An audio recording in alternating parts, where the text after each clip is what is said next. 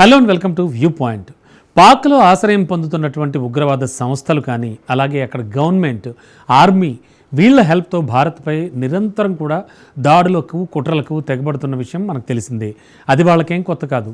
Course Bharat మాత్రమే కాకుండా ప్రపంచ దేశాల మొత్తంలో ఎక్కడ ఉగ్రదాడి జరిగినా కూడా దాని మెయిన్ మూలాలు ఎక్కడుంటాయో తెలియదు కాదుగా, పాకిస్తాన్లోనే ఉంటాయి. ఇవి ఇప్పటికే ఎన్నోసార్లు ఈ విషయం రుజువైపోయింది కూడా.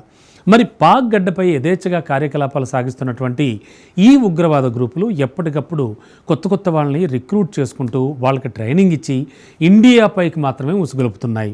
ఈ క్రమంలోనే ఇటీవల జమ్మూ కాశ్మీర్లోని పహల్గాంలో జరిగిన ఉగ్రదాడిలో ఏకంగా 26 మంది అమాయకుల ప్రాణాలను పొట్టబెట్టుకున్నాయి. అయితే ఈ పహల్గాం ఉగ్రదాడికి ప్రతీకారంగా భారత్ చేపట్టినటువంటి ఆపరేషన్ సింధూర్తో పాక్ ఉగ్ర స్థావరాలు ధ్వంసమయ్యాయి. మరి ఈ నేపథ్యంలోనే పాక్లోని ఉగ్ర సంస్థలు ఇప్పుడు మరోవైపు నుంచి భారత్పైకి దాడికి సిద్ధమవుతున్నట్టుగా ఇండియన్ నిఘా వర్గాలన్నీ గుర్తించాయి.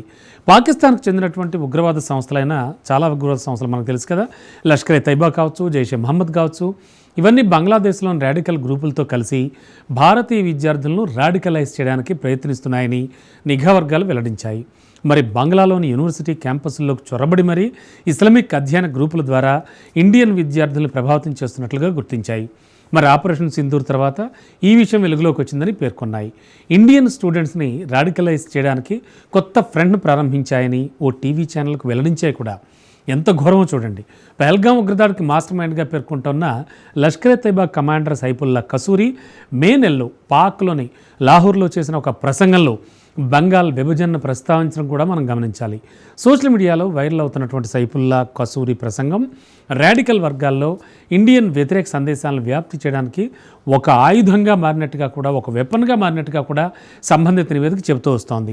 బంగ్లాదేశ్కు చెందిన రాడికల్ గ్రూపులు లష్కర్ తైబా, జైషే మహమ్మద్ కార్యకర్తల్ని యూనివర్సిటీ క్యాంపస్ల్లోకి వెళ్లేందుకు ఒక చట్టబద్ధమైన ప్రవేశాన్ని కల్పించాయని తాజాగా నిఘా వర్గాలు పేర్కోవడం కూడా సరికొత్త ముప్పుగా మారనున్నట్టుగా నిఘా వర్గాలు అంచనా వేస్తున్నాయి. ఇక అక్కడ వాళ్ళు ఇస్లామిక్ గ్రూపుల ద్వారా ఇండియన్ స్టూడెంట్స్తో కలిసిపోయి ఉన్నారని కూడా పేర్కొన్నాయి. ఇదైతే భారత్కు భద్రతా పరంగా, అంటే సెక్యూరిటీ పరంగా కొత్త సవాల్ విసురుతోందని అనుమానం కూడా వ్యక్తం చేస్తున్నారు. ఓకే, భారతీయ విద్యార్థులను ఉగ్రవాదం వైపు ఆకర్షించడానికి జరుగుతున్న ఈ ఎఫర్ట్స్ అన్నీ కూడా ఇప్పుడు కేంద్ర ప్రభుత్వానికి చాలా తీవ్ర ఆందోళన కలిగిస్తున్నాయి. భారత్పైకి దాడులు చేసి భారీగా దెబ్బతిన్న పాక్ ఉగ్ర సంస్థలు ఈ రకంగా కొత్త ఎత్తులకు దిగుతున్నాయి. నిరంతరం పన్నాగాలతో ఉండేటువంటి పాక్ మాత్రం సరికొత్త ఎత్తుగడలను వేస్తోంది ఈ విధానంలో.